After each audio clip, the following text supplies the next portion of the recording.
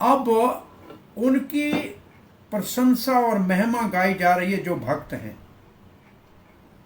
तो भक्तों की महिमा में मुख्य बात क्या की जा रही है? उन्होंने भौतिक सुख को भुला दिया है। क्यों भुला दिया है? क्योंकि आपके चरण कमलों का जो अमृत है और जिसके आप सागर हैं, उसको वो निरंतर चख रहे हैं और वो आपकी पूर्ण सेवा में लगे हुए हैं और किसी देवता की भी सेवा में उनको कोई रुचि नहीं है। एकांतिनः का मतलब है एक आपकी सेवा करते हैं और किसी की सेवा नहीं करते हैं। जो देवता है, बड़े बड़े ऋषि हैं, वो ऐसे भक्तों से बड़े प्रसन्न होते हैं। देखते हैं कि ये भगवान की सेवा कर रहे हैं और भगवान की सेवा करने से सबकी सेवा अपने आप हो जाती है, क्योंकि भगवान सभी की आत्मा है, सभी के हितैषी है, सभी के सौहृद है। अगर भगवान की सेवा हो गई तो जगत की सेवा हो गई। तो देवता भी प्रसन्न होते हैं जो भगवान के भक्त हैं उनसे, ऋषि भी प्रसन्न होते हैं जो भगवान के भक्त हैं उनसे। और लिखें, जो भगवान की सेवा को त्याग दे वो झूठा जोगी है और वो अपना भी हित नहीं कर सकते तो दूसरे का भलाई क्या करेंगे। परंतु भक्त सबकी भलाई करता है। स्वार्थ कुशला, स्वार्थ कुशला, अपना तो भला करते हैं परंतु सबका भला करते हैं। श्रील प्रभुपाद जी लिखते हैं, अब भक्त जो है उनके पास बहुत कम ज्ञान होता है। अल्प ज्ञान के कारण और तर्क वितर्क और मन कपोल और मन के विचार के कारण वो भगवान के स्वभाव को और स्वरूप को नहीं जान सकते। परंतु जो भक्त है, जिसने एक बार भगवान के चरण कमलों के अमृत का रसास्वादन कर लिया, चख लिया, वो भक्ति को कभी नहीं छोड़ेगा। और हमारे कृष्ण भावना में प्रायः भक्तों को जो सबसे अधिक भगवत प्रेम की अनुभूति होती है वो होती है नाम संकीर्तन में। हरे कृष्ण महामंत्र के कीर्तन में कभी ऐसी एक, वैसे नहीं रोज आती है, किसी को जीवन में एक बार, कई सालों में एक बार ऐसा अद्भुत आनंद का अनुभव होता है कि उसके समान आनंद की तुलना संसार में किसी सुख से नहीं की जा सकती। इसलिए भक्त उसी आनंद को पुनः प्राप्त करने के लिए प्रियतन में आजीवन लगे रहते हैं। और भगवान भी बहुत छलिया है, वो नए नए भक्तों को थोड़ी देर के लिए अपने कीर्तन में और अपने प्रसाद में और अपने सुंदर मंदिर के दर्शन में और भक्तों के संग में, कभी कथा के अंदर और कभी भगवान के धाम वृंदावन आदि में किसी कोने में किसी लीला के अंतर्गत कोई ऐसी अनुभूति एक करा देता है कि उस भक्त को उसकी तुलना में संसार में कुछ नहीं दिखता है और उसी को पुनः प्राप्त करने के लिए सदा ही प्रयत्न करता रहता है। ऐसे भगवान ने नारद जी को, छोटे बालक नारद को, संतों के संग का प्रभाव और संसार के सुख से वैराग हो गया। माता की मृत्यु के बाद भगवान ने अनुभूति अपनी कराई परंतु फिर नहीं हुई और उसी अनुभूति को ढूंढते ढूंढते नारद भगवान की वाणी सुन ली कि अभी नहीं होगी दोबारा, अभी तुम इसी साधन को पक्का कर लो और शरीर छूटने के बाद तुम्हारे को वास्तविक असली मेरा सानिध्य प्राप्त होगा। तो ये यहाँ जो लिखा जा रहा है कि ये सत्य है, सब जीवों के, सब भक्तों के जीवन में इसका अनुभव है। अगर नहीं होता, ऐसा थोड़ा सुख नहीं मिला होता, किसी प्रकार से मिला हो, चाहे भक्तों की सेवा से मिला हो, संग से मिला हो, कीर्तन से मिला हो, लेकिन मिला जरूर होगा। और ये सुख मिला है, इसलिए हम भक्ति में अभी तक लगे हुए हैं। भक्त ये जानता है कि केवल भगवान की सेवा करने से सभी संतुष्ट हो जाएंगे, इसलिए भक्त सबका हितैषी है, सुहृद है, मित्र है, सब जीवों का कल्याण करना चाहता है। और इसलिए शुद्ध भक्त सदा ही भगवान का गुण लीला के कीर्तन का प्रचार विश्व भर में करना चाहता है।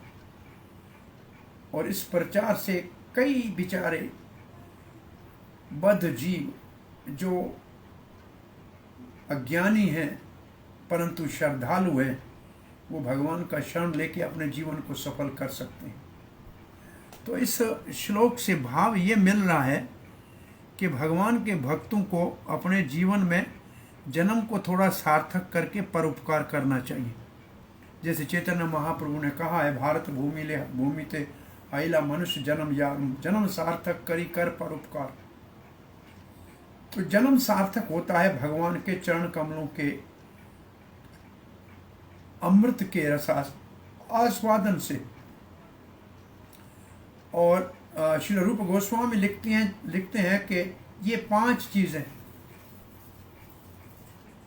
जैसे भगवान के वृंदावन धाम में आना, भागवत का श्रवण करना, भक्तों का संग करना, नाम का कीर्तन करना, और भगवान के सुंदर अर्च विग्रह स्वरूप का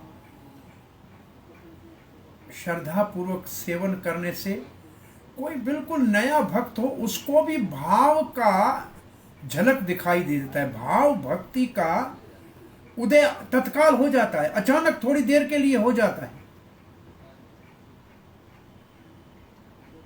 और इसको आप भूल नहीं सकते। ये इतने शक्तिशाली साधन है, तत्काल भगवान के भाव को प्रकट करने में ये 5 समर्थ है। परंतु ये सबके लिए नहीं है,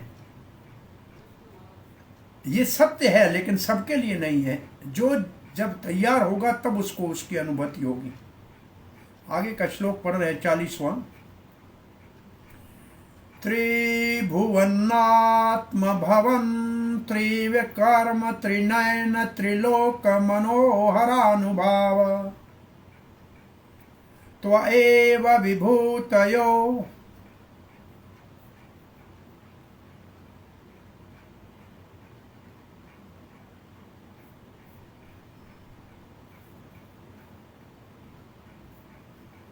हरे कृष्णा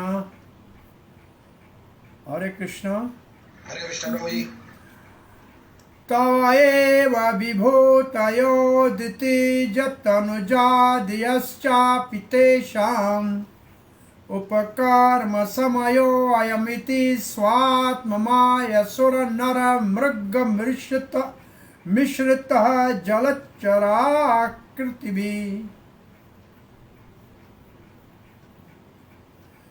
यथा प्रधा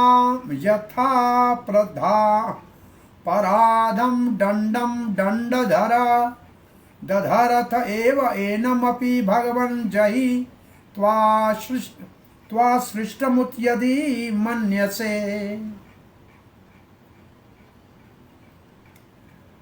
अब भगवान की प्रार्थना में कहते हैं, त्रिभुवन आत्मा, तीनों लोकों का आप आत्मा हैं, तीनों लोक का आप स्वरूप हैं। भवन, तीनों लोकों का आप भगवान आधार हैं, तीनों लोकों का आप आत्मा हैं। त्रिविक्रम, और 3 चरणों में आपने तीनों लोकों को 2 चरणों में नाप लिया, तीसरे चरण के लिए तो जगह ही नहीं बची आपके वामन देव में। त्रैनैन शब्दार्थ में तो प्रभुपाद ने त्रैनैन के लिए लिखा है तीनों लोकों के पालक, और नीचे अनुवाद में लिखा है नरसिंह देव का रूप। त्रैनैन त्रिलोक मनोहर, 3 लोकों में आप ही मनोहर अनुभव है। और दैत्य और दानव आपकी विभूति है, परंतु आप जब चाहें अपनी अंतरंग शक्ति योग माया के द्वारा संसार में मानव के रूप में, रामकृष्ण के रूप में, मृग के रूप में, वारादेव के रूप में, मिश्रित रूप में नरसिंहदेव के रूप में, जलचर, कच्छप और मत्स्य के रूप में अवतार लेते हैं और हम देवताओं का रक्षण करते हैं, असुरों का संहार करते हैं और इन अपराधियों को दंड देते हैं। तो भगवान आज भी हमारी समस्या है कि तुष्टा का पुत्र ये वृत्तासुर हमारे लिए बहुत बड़ा संकट बना हुआ है, आप पुनः प्रकट होइए और हमारी रक्षा कीजिए। प्रभुपाद जी लिखते हैं, हे तीनों रूपों के स्वरूप, तीनों रूपों की आत्मा, तीनों लोकों के स्वामी पिता, तीनों लोकों के आश्रय और शक्ति वामन देव के रूप में आपने 3 चरणों में सबको नाप लिया और नरसिंह देव के रूप में 3 आंखों वाला रूप लिखा है।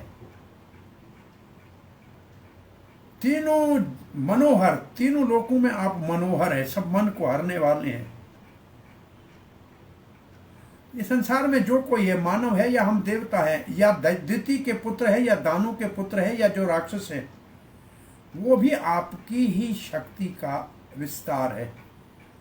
वो सब वही जीव शक्ति आपकी शक्ति है, वो आपका ही विभूति है। हे सर्वशक्तिमान भगवान, आप सदा नाना अवतार लेते हैं और असुरों को दंडित करते हैं। जैसे ही उनका शक्ति बढ़ जाता है और वो अत्याचार करते हैं तो आप उनका संहार करते हैं। आप कभी वामन देव के रूप में प्रकट होते हैं, कभी रामचंद्र और श्री कृष्ण के रूप में प्रकट होते हैं, कभी तो आप वारादेव के रूप में प्रकट होते हैं पशुओं के अंतर्गत, और कभी कभी नरसिंह देव के रूप में, नरहरि केसरी के रूप में प्रकट होते हैं। और हयग्रीव गर्दन घोड़े जैसा होता है, वेदों की रक्षा करते हैं।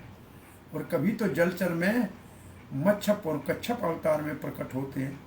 ये सब रूप आप धारण करते हैं दानव और असुरों को दंडित करने के लिए। हम आपको प्रार्थना करते हैं, ये हमारे आराध्य देव, एक और अवतार ले लीजिए। और अगर आप चाहें, ये अगर आपकी इच्छा हो, तो ये बड़े असुर वृत्तासुर का उधावध कीजिए। चक्रवर्ती पाद लिखते हैं, तीनों लोक आपका निवास स्थान है। हे त्रिवीर कर्म, तीनों लोकों के स्वामी और तीनों लोकों में मनोहर अनुभूति का स्वरूप। भले देवता आपकी ही विभूति है, आपका ही शक्ति है, परंतु ये समय नहीं है कि उनको छोड़ दिया जाए। उनके कार्य अब बहुत संसार के संतुलन के लिए भारी हो गए हैं। जैसे आप सदा ही दंड देते हैं असुरों को, कोई ना कोई अवतार लेकर, कभी देवताओं में, कभी मानव में, कभी पशु में, कभी जलचर में, ऐसे कृपा करके आप प्रकट होइए और तुष्टा के पुत्र को, जो दंड के इस वक्त दंडनीय है, उसको आप दंड दीजिए। देवता कहते हैं, आपके भक्त तो महान है, जिनका हमने वर्णन पहले किया, जो तो आपके चरण कमलों का अमृत पी के मदमस्त है। उनको भौतिक कोई इच्छा और सुख की तमन्ना ही नहीं है, परंतु हम नीचे स्तर के भक्त हैं। देवता कहते हैं, हम अवर हैं, हम वरिष्ठ नहीं हैं, हम उत्तम नहीं हैं, हम थोड़े नीचे हैं, क्योंकि हमको भौतिक इच्छाएं। हम सकाम भक्त हैं।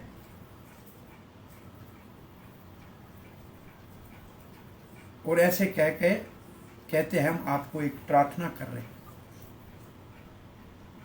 ये तीनों जगत, ये तीनों लोग आपका निवास स्थान है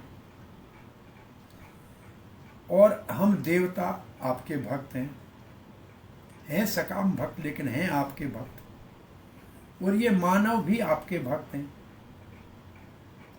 और विशेष रूप से धरती के ऊपर मानव तो भाग्यशाली भक्त आपकी प्रेम से सेवा करते हैं, परंतु इस वक्त जो ये आपका 3 लोकों का निवास है, इसको असुरों ने इसके ऊपर अत्याचार कर दिया है, आक्रमण कर दिया है।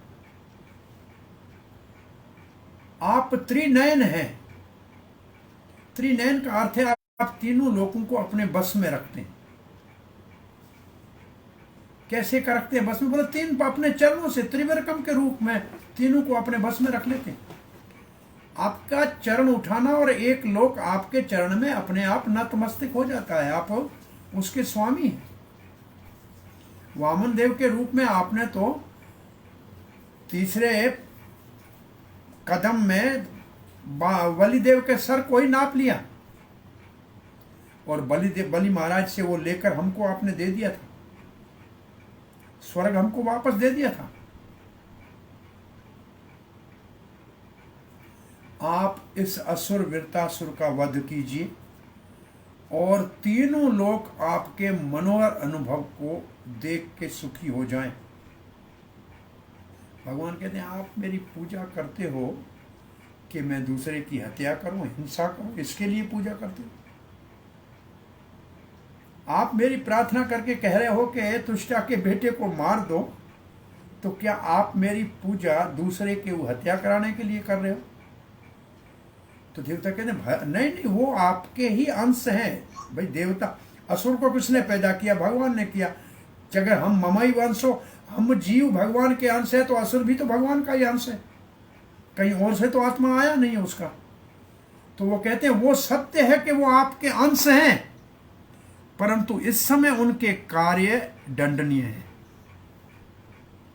इस समय उनके कार्य जो है ये वो समय नहीं है, इस वक्त उनको दंड देना चाहिए।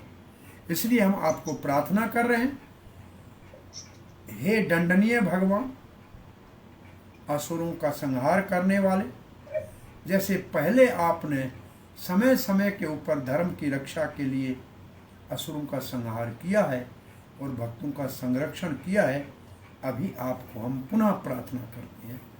श्रील प्रभुपाद जी लिखते हैं 2 प्रकार के भक्त होते हैं, एक सकाम और एक अकाम। जो अकाम भक्त होते हैं वो शुद्ध भक्त होते हैं, और ये शुद्ध जो भक्त होते हैं वो तीनों लोकों में कुछ नहीं भगवान से चाहते, परंतु जो स्वर्गलोक में रहने वाले देवता हैं वो सकाम भक्त है। उनकी अभी भी भौतिक भोग की इच्छा है, ऐश्वर्य चाहिए, भोग और ऐश्वर्य चाहिए। भोग ऐश्वर्य प्रसक्ता नाम, उनकी अभी आसक्ति भोग और ऐश्वर्य में है।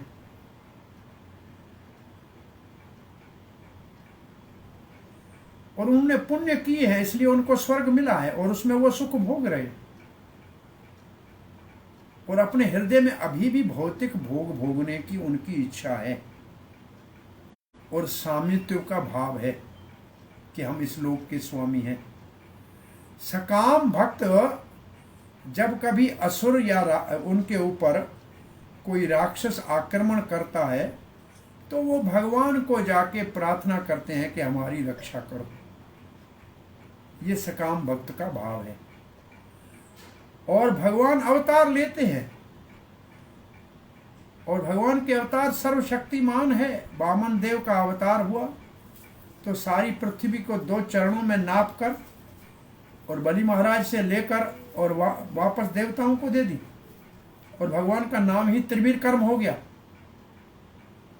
त्रिविक्रमा, विक्रम का मतलब बहुत बड़ा भारी कार्य, केवल 2 पग में 3 पग में ही पूरा कर लिया सब कुछ। सारे तीनों लोगों को 3 कदम में नाप लिया।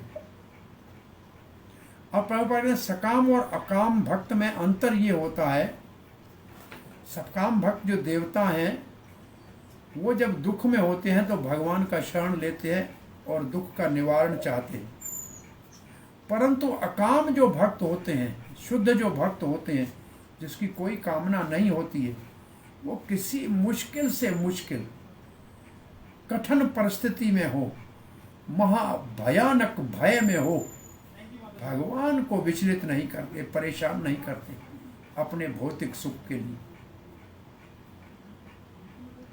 भगवान के आनंद में विघ्न नहीं डालते हैं अपने सांसारिक, शारीरिक अथवा भौतिक किसी कष्ट के लिए। भले कभी कभी ऐसे अकाम भक्त दुख में दुखी देखे जाते हैं, परंतु वो कहते हैं ये दुख हमारे पूर्व जन्म के कुछ कर्मों का है, अगर आ गया है तो हमको भोग लेना चाहिए, भगवान को परेशान नहीं करना चाहिए। परंतु सकाम भक्त अगर होगा तो तत्काल एकदम भगवान को प्रार्थना करेगा, भगवान हमारे को इस दुख से निकालो।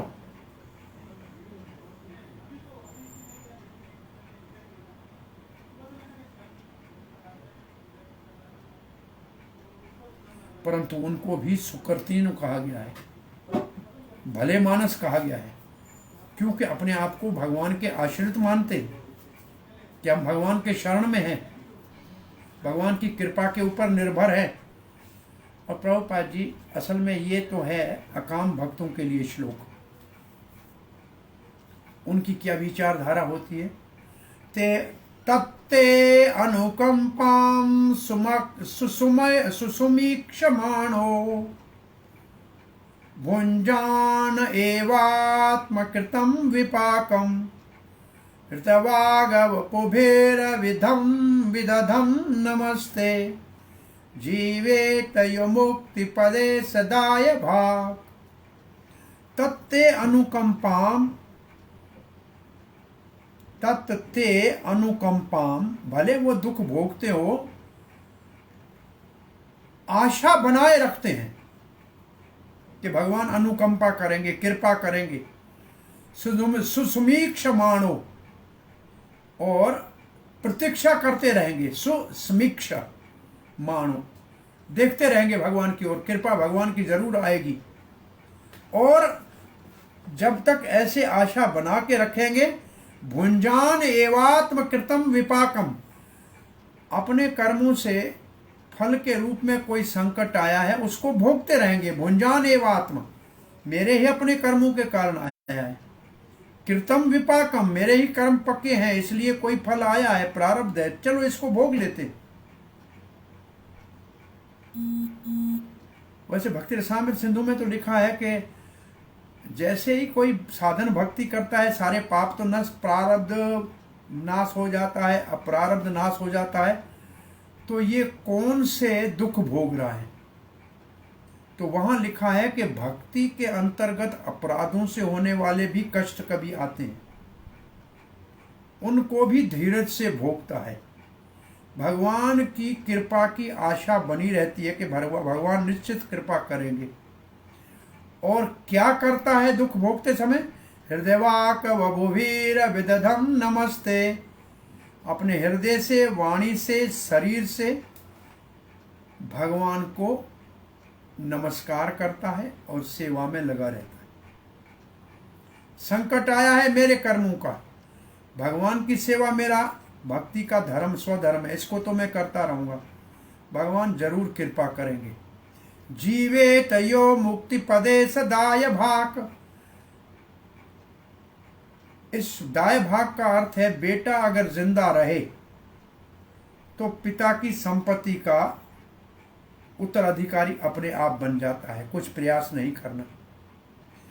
ऐसे ये अगर भक्ति में लगा रहेगा, दुख भोगते हुए आशा बनी रहेगी, तो निश्चित रूप से मुक्ति पदे, जो संसार को मुक्ति देने वाले हैं उनके चरणों को प्राप्त करने में ऐसे अधिकारी बन जाएगा जैसे जीता बेटा पिता के संपत्ति का अधिकारी बन जाता है। कोई प्रयास करने की जरूरत नहीं। ये ब्रह्मा जी का श्लोक है, इसको प्रभुपाद जी कई बार उद्धृत करते हैं। भक्तों को दो ही बातें इसमें हैं, दुख आए तो भगवान की सेवा में लगे रहो, भक्ति में लगे रहो, प्रार्थना करते रहो, बार बार आशा बनी रहे कि हमारी भक्ति न विचलित हो।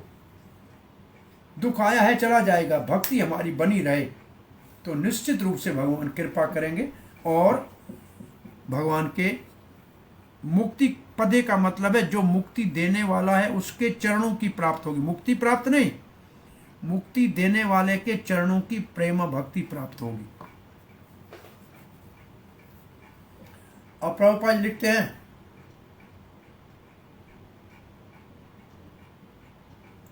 दुख में तो भक्त अति उत्साह के साथ प्रार्थना करते हैं और दृढ़ता से भक्ति में लगे रहते हैं, वो तो भगवत धाम जाने के अधिकारी बन जाते हैं, इसमें कोई संदेह नहीं है। सकाम भक्त भी भगवान से अपने इच्छा को पूरी करने के लिए प्रार्थना करते हैं तो उनकी इच्छा पूरी होती है, परंतु भगवत धाम जाने के लिए अभी वो तैयार नहीं है। भगवत धाम नहीं जा सकते जल्दी, परंतु भगवान उनकी भी इच्छा पूरी करते हैं।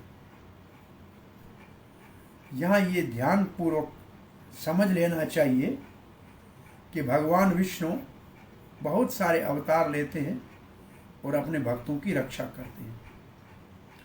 श्री मध्वाचार्य ने लिखा है, विविधम भाव पात्रत्वात् सर्वे विष्णु विभूतयः। भगवान श्री कृष्ण आदि पुरुष है, कृष्णस्तु भगवान स्वयं, और सारे विष्णु अवतार उसी श्री कृष्ण का विस्तार है। एक और श्लोक पढ़ते हैं, अस्माकं तावकानां ततत्तनतानां हरे तव चरण नलीन युगल ध्यान अनुबद्ध। तव चरण नलीन युगल ध्यान अनुबंध हृदय निगाड़नाम निगड़ानाम। एक शब्द है इतना बड़ा। स्वलिंग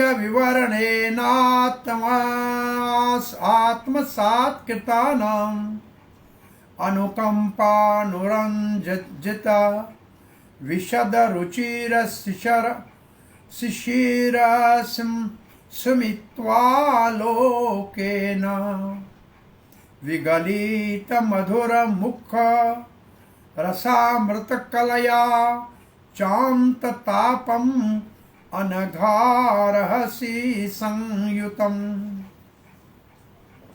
अस्माकम हम देवता त्वका नाम, भगवान आपके ऊपर निर्भर है, हमारा आप ही एकमात्र आश्रय है। ततत्त नतानाम तत्त हमारे पिता के भी आप पिता हो, मतलब पितामह हो। हमारा ब्रह्मा पिता, आप ब्रह्मा जी के पिता हो। ततत्त नतानाम, हम नतमस्तक है, आपके चरणों में शरणागत है। हे हरि, भगवान को कहते हैं हरे, हे हरे, हे हरि। आपके चरण कमल नलीन युगल, दो सांवले चरण कमल, श्याम चरण, श्याम कमल जैसे चरण, ध्यान अनुबद्ध, जिसका ध्यान किया जाए कहाँ? हृदय निगड़ा नाम, हृदय में धारावाहिक जिसका ध्यान किया जाए। स्वलिंग विवरणेन, आप अपना रूप प्रकट कीजिए भगवान। आत्मसात कृताम, जिन्होंने आपको अपना स्वामी मान लिया है उनके हित के लिए आप एक रूप प्रकट कीजिए। अनुकंपा, बड़ी दया कीजिए, अनुकंपा कीजिए। अनुरंजित, अनुरंजित, बहुत अनुरंजित, सुख दीजिए।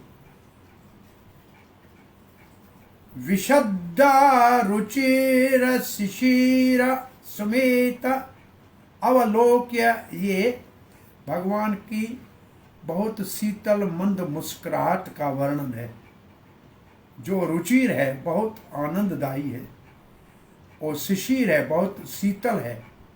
और स्मित है, मुस्कान है, अवलोक्य है, दृष्टि है। आप शीतल मंद मुस्कान वाली मधुर दृष्टि हमारे ऊपर डालिए। मधुर मुख रस और विगलित विगलित गलित कहते हैं गिल, हृदय पिघल जाए। आपकी दया हृदय पिघल दे। मधुर मुख रस, और आपके मुख से जो अमृत का रस चू रहा है, अमृत कलया, उस अमृत के कुछ बूंदें अंत हमारे अंतःकरण में, तापम जो बहुत ताप है, दुख है, जो पीड़ा है, अनगह ओ परम पवित्र भगवान, अहरसी संयम, कृपा करके उसको संयुतम समाप्त कर दो, हृदय के दुख को समाप्त कर दो। हे परम रक्षक, हे पितामह, हे परम शुद्ध अनंग, हे नाथ, हम आपके शरणागत हैं। हमने आपके चरणों कमलों का शरण ले लिया है। वास्तव में सच तो ये है कि हमारे मन आपके चरण कमलों के ध्यान में धारावाहिक लगे हुए हैं, प्रेम पूर्वक लगे हुए हैं। आप अब कृपा करके अपने अवतार को प्रकट कीजिए, हमको अपने सेवक और भक्त मान लीजिए, हमारे ऊपर कृपा कीजिए, प्रसन्न हो जाइए, हमारे प्रति अनुकंपा कीजिए, दया कीजिए। कैसे करूं? भगवान कहते हैं दवा, बोला प्रेममयी मधुर मुस्कान वाली दृष्टि डाल दीजिए जो बहुत शीतल है, और जो मुख से मधुर वचन अमृतमय निकलेंगे। आप कहिए कुछ कि आप हमारा हित करेंगे, और ये वचन आपके हमारे हृदय में जो पीड़ा है, जो वृत्तासुर ने हमको सताया है, उसका निवारण हो जाएगा। हे हमारे पिता के भी पिता, हे पितामह, हे परम पुरुष भगवान, हमारे हृदय में जो पीड़ा है, जो दुख है, उसको एक बूंद आपके मधुर अमृत की, जो आपके मुख से वाणी के द्वारा प्रवाहित होगा, वो अनुकंपा करके मुस्कुराते हुए सुंदर मुख से एक दृष्टि डाल दीजिए, क्योंकि हम आपके हैं, हमने आपका शरण लिया हुआ है। और आप प्रकट हो जाइए, और हमारा हृदय धारावाहिक आपका ध्यान कर रहा है, आपके चरण कमलों का ध्यान कर रहा है। हम आपके हैं, हम आपका शरणागत हैं, कृपा कीजिए, हमारे दुख का निवारण कीजिए। भगवान की प्रशंसा कर ली। अब भगवान से मधुर वाणी में और सुंदर दर्शन भगवान का, और कटाक्ष मधुर मुस्कान वाला शीतल, उसके प्राप्ति के लिए प्रार्थना कर रहे हैं। हे पितामह, धारावाहिक हम अपने हृदय में आपके चरण कमलों का ध्यान कर रहे हैं। हमारी मधुमक्खी की तरह मन आपके चरण कमलों के मधुर रस को छोड़ के कहीं जाना नहीं चाहता, परंतु हमारे हृदय में बहुत बड़ी पीड़ा है। आप स्वलिंग विवरण, आप प्रकट होइए, और अपने मुख से अमृत की बूंद से, हमारे बूंद से मतलब मधुर वचनों से हमारी पीड़ा को शांत कीजिए। प्रभुपाद जी कहते हैं, ब्रह्मा जी को देवताओं का पिता माना जाता है, और भगवान कृष्ण या विष्णु ब्रह्मा के भी पिता हैं। तो ब्रह्मा जी ने कमल से जन्म लिया, जो विष्णु की नाभि से निकला, तो उसको ब्रह्मा जी का बेटा कहा, ब्रह्मा जी को भगवान का बेटा कहा जाता है। और देवता ब्रह्मा के पुत्र हैं। बस प्रभुपाद का इतना ही तात्पर्य है। अब आगे का श्लोक कल पढ़ेंगे, लंबे श्लोक हैं बहुत। अथ भगवंस्तवास्माभि अखिल जगत उत्पत्ति स्थिति लय निमित्तायमान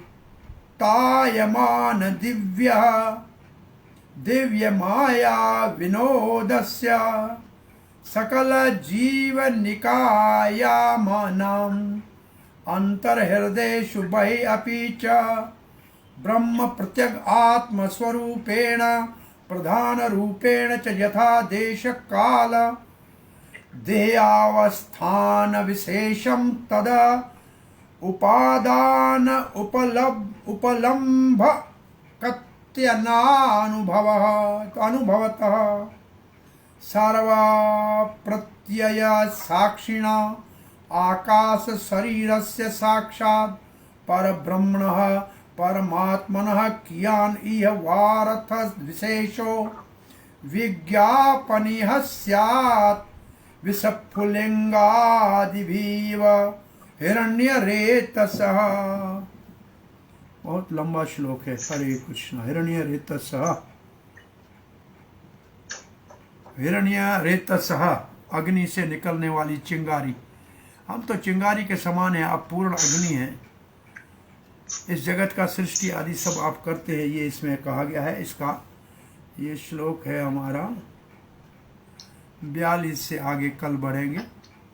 हरे कृष्ण।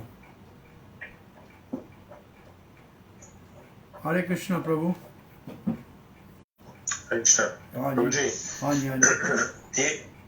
एक आप कुछ बताने लगे थे इसका, ये प्रभुपाद जी ने जो ये त्रिनयन है उसको भगवान नरसिंहदेव लिखा है। वो कैसे लिखा है मालूम नहीं। क्या लिखा है? त्रिनयन का वैसे अर्थ लिखा है तीनों जगत तीनों लोकों को अपने नियंत्रण में रखने वाले।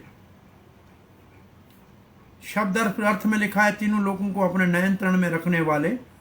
चक्रवर्ती बाद ने भी नयन को नियंत्रण का लिखा है, लेकिन यहाँ प्रभुपाद ने नरसिंह देव त्रिनयन लिखा है। तीसरा नयन नरसिंह देव का हमारे ध्यान में आता नहीं है, लेकिन प्रभुपाद जी ने नीचे क्योंकि वो मिश्रित अवतार है, वो है नरसिंह देव का, लेकिन त्रिनयन में नरसिंह देव को लिखा है।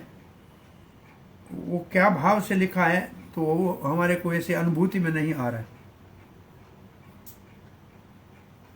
अच्छा तो जी एक चीज और पूछनी थी, जैसे भगवान ने इस श्लोक के जो विश्वनाथ चक्रवर्ती ठाकुर जी सवाल एक डालते हैं भगवान की तरफ से कि आप मेरी पूजा क्यों कर रहे हो किसी को मरवाने के लिए। हाँ, तो क्या इसको ऐसे भी हम समझ सकते हैं भगवान को तो मालूम है वृत्रासुर के बारे में? उन्हें भगवान को तो सब मालूम है कौन क्या है। ये अब श्लोक जो आ रहा है इसमें ये लिखा है कि भगवान हम आपको कहें कि आपको सब पहले से मालूम है, वो आ रहा है। परंतु मानो भगवान कहें कि आप पूजा करके आप दूसरे को मरवाना चाहे तो कहते हैं इस समय उनके कार्य ऐसे हैं कि उनको दंड देना ही चाहिए क्योंकि वो अत्याचार कर रहे हैं। तो ये अपनी जो देवता प्रार्थना कर रहे हैं इसमें जो अभी हमने कल भी पढ़ी और आज भी सुनी कि ज्यादातर कंपैरिजन डिवोटीज और नॉन डिवोटीज का दिया जा रहा है। नॉन डिवोटीज एक ही श्लोक में था, 2 श्लोक जो कल के थे उनमें था। जो तार्किक हैं, जो कुतार्किक हैं, जो शास्त्रों के सार को नहीं जानते हैं, वो भगवान के स्वरूप को नहीं जानते, उनको छोड़ दो। अब जो है 2 प्रकार के भक्तों का वर्णन हो रहा है, सकाम और अकाम।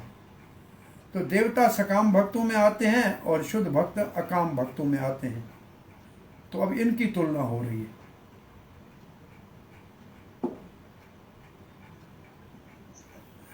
और सकाम भक्तों को भी भगवान उनकी इच्छा पूरी करते हैं, उनको भी उदार कहते हैं, परंतु वो भगवत धाम जाने के अभी अधिकारी नहीं है।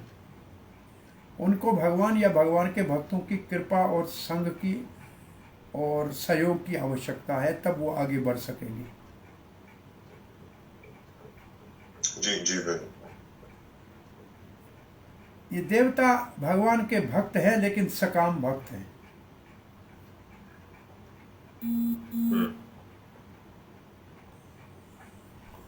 हरे कृष्ण।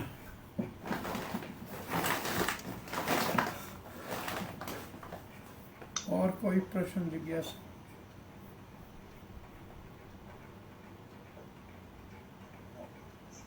हरे कृष्ण प्रभु जी। हरे कृष्णा मनोज जी। प्रभु जी, जो आपने कल बताया था ना, उसका आंसर जो आज में दिया आपने अभी, उसमें आपने वो रस्सी वाला उससे को जो दिया था कि रस्सी तो रस्सी है, लेकिन हम क्या देख रहे हैं, हम क्या महसूस कर रहे हैं, तो हमारे ज्ञान का अभाव है ना। तो हमारा ज्ञान का अभाव हमें गलत रास्ता लाता है, गलत भक्ति सिखाता है। एक सीधी बात यह है कि रस्सी को सांप समझो या पानी की लकीर समझो, परंतु पहले एक बात माननी है कि वहां कोई चीज है। कोई चीज है इसका मतलब झूठ नहीं है। ये जो एक कहावत है कि जगत झूठा है, वो इस उदाहरण से खंडन होता है। क्योंकि चाहे रस्सी समझो, चाहे सांप समझो, चाहे पानी की लकीर समझो, पर कोई चीज तो है वहां। जो चीज है उसका अस्तित्व तो है। पहली बात तो ये है। फिर उसको अंधेरे के कारण रस्सी को मैंने सांप मान लिया। ये है अज्ञानता के कारण। अज्ञानता के कारण हमने रस्सी को रस्सी न समझकर सांप मान लिया और हमको भय होने लगा। और जैसे प्रकाश हो जाए, रोशनी हो जाए, तो पता लगेगा ये सांप नहीं है, ये तो रस्सी है, तो भय खत्म हो गया। तो इसका अर्थ है कि अज्ञान के कारण भय होता है, और जब भगवत तत्व का ज्ञान हो जाए तो फिर भय समाप्त हो जाता है। भय किससे हुआ था? रस्सी से हुआ था। क्या समझ के हुआ था? सांप समझ के हुआ था। यह था अज्ञान के कारण। परंतु रस्सी का अस्तित्व है, वो झूठ नहीं है। इसलिए जगत मिथ्या कहना ठीक नहीं है।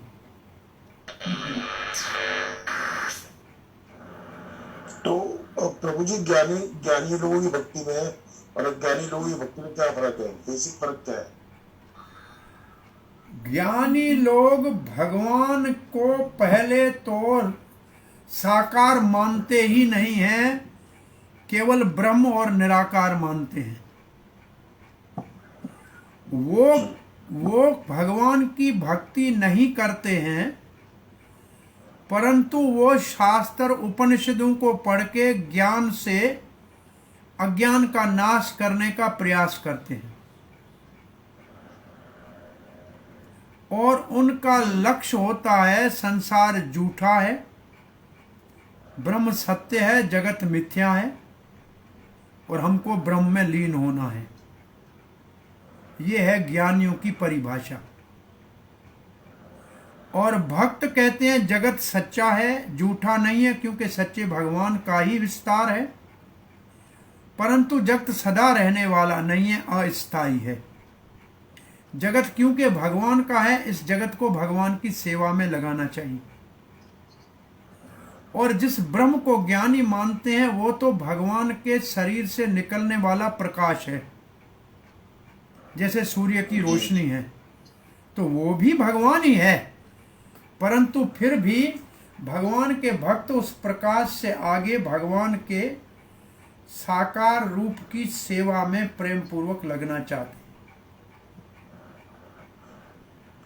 तो दोनों ही अपनी जगह सही है। फिर दोनों ही अपनी जगह सही है। बिल्कुल अपनी जगह दोनों सही है। एक अधूरा है, एक पूरा है। जो भगवान की सेवा करना चाहता है वो पूर्ण है। जो केवल ब्रह्म तक पहुंचना जाता है वो अधूरा है। तो ये आज पढ़ा रहे थे 7वें अध्याय में। वहां भगवत गीता में लिखा है कि समग्रम का मतलब पूर्ण। तो भगवत अनुभव पूर्ण है, ब्रह्म और परमात्मा अनुभव अपूर्ण है, पूर्ण नहीं है। परंतु है भगवान का ही अनुभव। पहला स्तर है, ऐसे समझ लो। ब्रह्म का अनुभव पहला स्तर है, परमात्मा का अनुभव दूसरा स्तर है, और भगवान का अनुभव पूर्ण अनुभव है। और जो भगवान को जान लेता है वो ब्रह्म और परमात्मा को बिना प्रयास के अपने आप जान लेता है। उसके लिए अलग कोई साधन की जरूरत नहीं है। जो भगवान को जान जाएगा वो परमात्मा को और ब्रह्म को अपने आप जान जाएगा। जैसे आपके पास 1000-2000 रुपये का नोट है तो उसमें 500, 100, 50 के नोट तो अपने आप आ जाएंगे। उसके लिए अलग कोई प्रयास की जरूरत नहीं है। तो भगवत साक्षात्कार भक्त का लक्ष्य होता है। भक्त भगवत साक्षात्कार करना चाहता है, ज्ञानी आत्म साक्षात्कार करना चाहता है, योगी परमात्मा का साक्षात्कार करना चाहता है। तो दोनों में अंतर ये है, एक आत्मा का साक्षात्कार करना है, ये ज्ञानी है।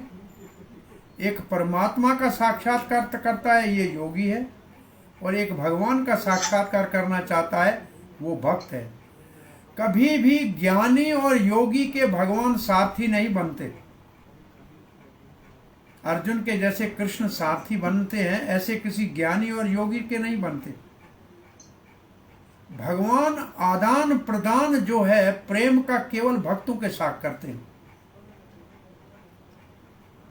ब्रह्म प्रकाश है, उसके साथ आप प्रेम कैसे करोगे, उसकी सेवा कैसे करोगे, वो आपसे आदान प्रदान कैसे करेगा,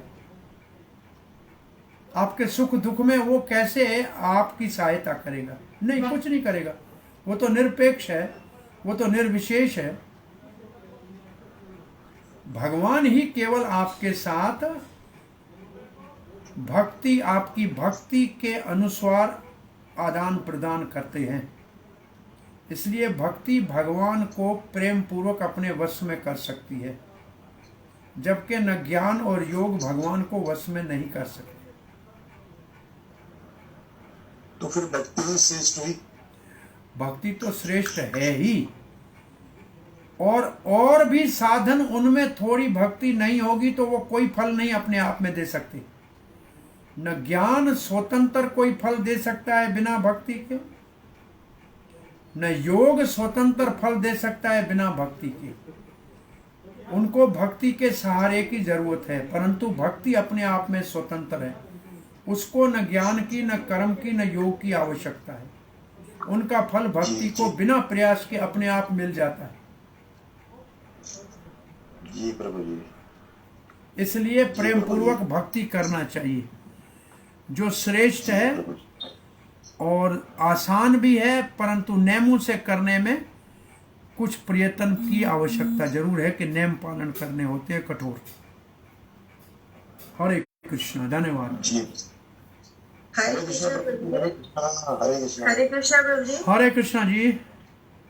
प्रभु जी, जब यहाँ पढ़ते हैं ना हम लोग नरसिंह भगवान का जो क्वच भी है, नरसिम्हा क्वचो, उसमें भी ये आता है त्रिनयनम वाला। तो प्रभु जी कुछ बताएं अगर आपको हो सकता है। त्रिनयनम का मतलब है कि एक क्रोध की आंख है उनकी, कोई क्रोध का रूप तो है, तो हो सकता है ऐसे विवृतासम त्रिनयनम।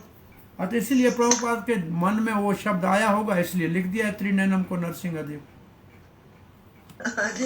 पढ़ते थे समझ नहीं आती थी, पर त्रिनयनम पढ़ा है प्रभु जी। हाँ जी, नहीं हो सकता है नरसिंह कोच तो हमारे पास है, हो सकता है ये सब प्राय त्रिनयन त्रिपुरारी, त्रिनयन तो शंकर जी को कहते हैं जनरली जी। हाँ जी। और तीसरी उनकी आंख खुलती है तो प्रलय होती है,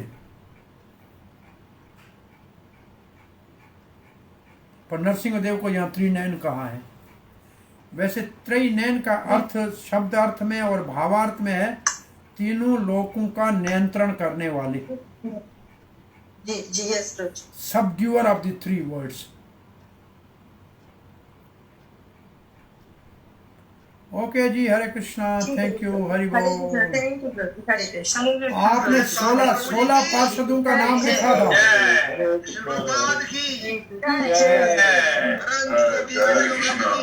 जय